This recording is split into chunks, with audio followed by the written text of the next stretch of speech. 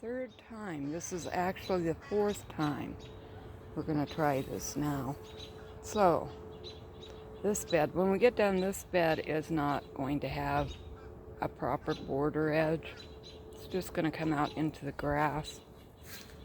The weather's a mess here. Haven't been out for a few days because my back is a mess as well. We reach down and pick the plant up, prop it up against the house, see if that works.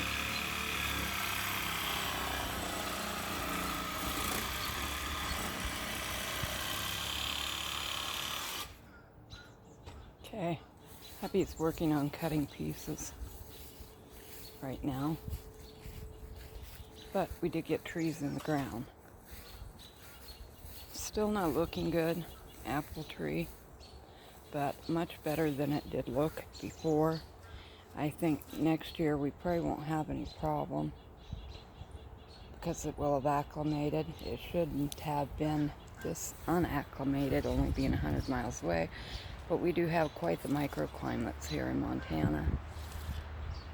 It's going to have some little apples on it though. Rhubarb, one plant which likes to go to seed on me every year.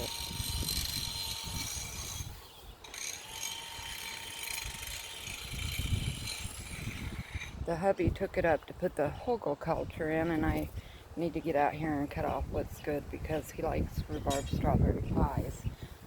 This little apple tree seems to be doing okay. It did not get hit near as badly as the other one with whatever it was that hit it. It's a younger tree, so I'm not seeing any apples on it, but that's good. I think really I should probably be taking the apples off of the other one. See what kind this is. That one over there is a snow apple. This is a snow apple made in Montana. Not anywhere near me, I can tell you that, although it's doing better, so maybe it was. Now this is the old garden beds. You can see over there that we've used a lot of the old garden beds for the new beds, and we built new beds. This is a hugelkultur that I had heard about before, and then seen it on Plant Abundance, and he's got a few of them done. So we're just starting ours. So the hubby is moving dirt from the previous rows, and we'll stack that up. And his back is giving him problems today too.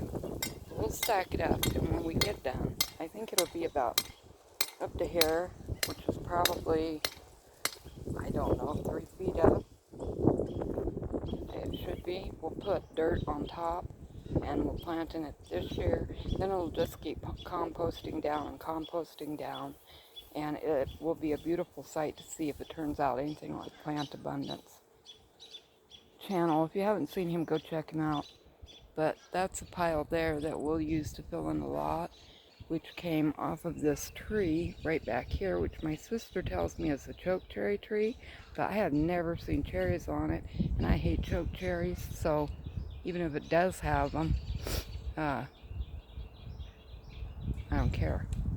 So we're going to take some of the bigger pieces of hardwood from that. We'll have to set them on fire really good for a little bit, and then put them out. Then when we do that, because it needs to be a native hardwood, they'll go under the deck. And I'll walk over there and show you what's under the deck. Used to be lattice around it and a whole lot of things, but over the years it's went through a lot of changes. These are boxes. These are bottoms to beds if we build any more beds. Otherwise it's just a piece of plywood cut in pieces. But the dryer vent actually comes out there. And so I don't know what AF is. I'll unlock it just in case. But all that stuff will come out. We've got all this stuff here to put hoops over the beds and stuff to extend their season or to protect them so that we can take the other tarps down and stuff. I need to get my hostas out or I may leave them.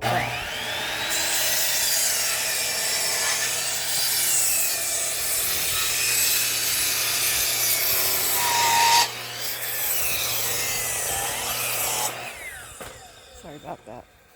He's working. He can't stop working. It would kill that poor man to stop working.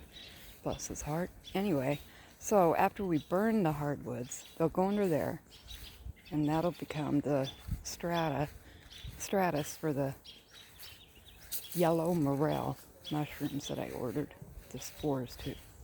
So we'll look at the raspberries. Sunflowers are coming up good. I've been trying to kill the grass in between the fence and the bed with vinegar and salt mix. It's not working, so I have to find another organic recipe because I'm not going to use something that's not organic. They have a little pup, we have pups, so it's not going to be done. That's a broccoli rabi down there. Probably radishes, I'm not sure. They're looking better now, the raspberries are, since they were separated. Strawberries are not coming up. A couple of these look okay. Some are new. We'll see what happens. I believe that's spinach on the side. And then right back here, of course, is the cucumber box for the most part. Every plant you see around the edge, that edge over there, this edge, are pickling cucumbers. These two right here are long cucumbers, like the English cucumbers. And then the other things in there are cabbages, Brussels sprouts, I believe, and some hens and chicks because everyone needs them. Then I think these are all big enough now for the tent to be moved. I think they can handle some sun now and some rain. Here, of course, is a lily, and I got a bunch more, and I got to get them planted. Between the weather and my back, it's making it very difficult this year. See, even just the little bit of sun we've had, it just wants to just wilt right down. So this is why I'm not sure about taking the shade off of it yet. I'm sorry about that noise in the background with my husband working, but oh well. These are baby seedling cabbage plants that I need to get in somewhere. These are my Sweet 100 cherry tomatoes that I love. They're doing okay. These were bought. My husband bought them as a gift for me, so I didn't have to wait too long for my own. These are early girls, and I like early girls because they are what they say. Early girls, and you can see pretty young. I had to pull one tomato out of here. This top is not looking very good. That looks horrid, so I'm just going to pull that off right now. And I should just pull this off. We don't know if it's a pest or too much heat. Either way, I'm going to go ahead and get some more peat moss down in the top of these beds. So I think that's a lot of it. I've still not decided. This year I'm hand watering. It'll be the first time ever that I've hand watered a garden. So that's one of the experiments we're doing. I think that it will be a lot less expensive in the long run. Some more artichokes, which are probably going to have to get spaced out. I got those from in my gardener. I think it will probably be cheaper in the long run to hand water. Not nearly as easy for me though, obviously. These are zucchinis, and then of course you got a marigold in every bed, you got to have one. And around that I put green onions.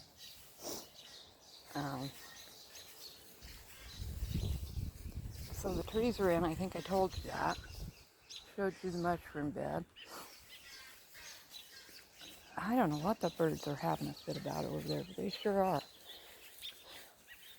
Obviously we have to replant peas, which I'll try and get some in for summer crops, and then I'm just going to go ahead and wait and put in a big fall crop, I think, to try and get them in the freezer.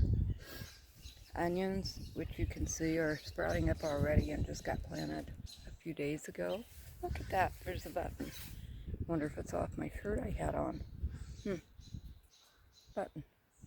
Penny for your thoughts? Nope, a button. So they're springing up real well already. And here's our beans. We got one little bean up, two little beans up. We'll see if the others come up or if the birds ate them, or that one doesn't look so good. There's one trying to come up. And then these are radishes. The kale is looking pretty good. Since they were tiny seedlings when it went in, they don't look bad at all. Lots of peppers in here. Lots and lots of peppers. Jalapenos. Need a lot of peppers for all the salsa I make. Anaheims, which are my favorite. Roast them up, put them with cream cheese.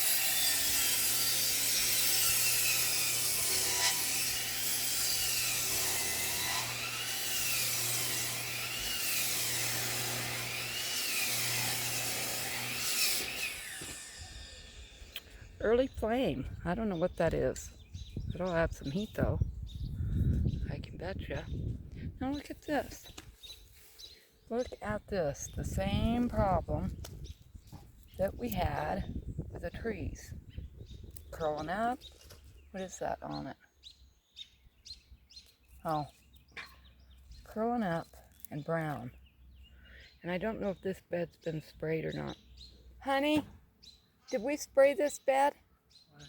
Has this bed sprayed? As far as I know, none of them have. Alright, we gotta get it sprayed because look what's happening. The same thing that happened to the trees.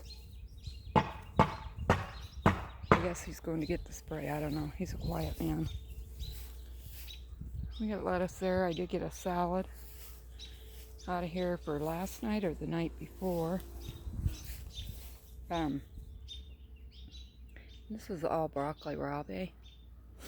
We'll see. I may have to transplant. I don't know, but since there's potatoes in there, it's a good spot for it.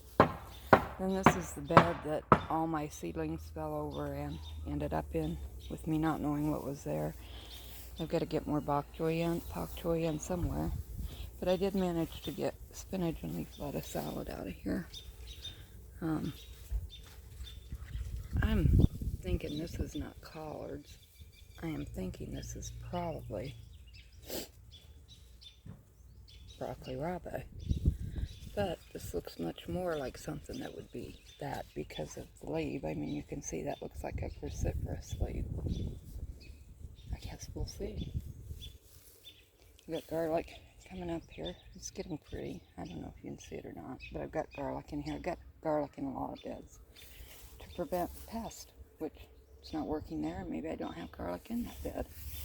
So we've got these two really close. And the one thing I have noticed is this bed just really good about the water. Not that you can tell it by those peas.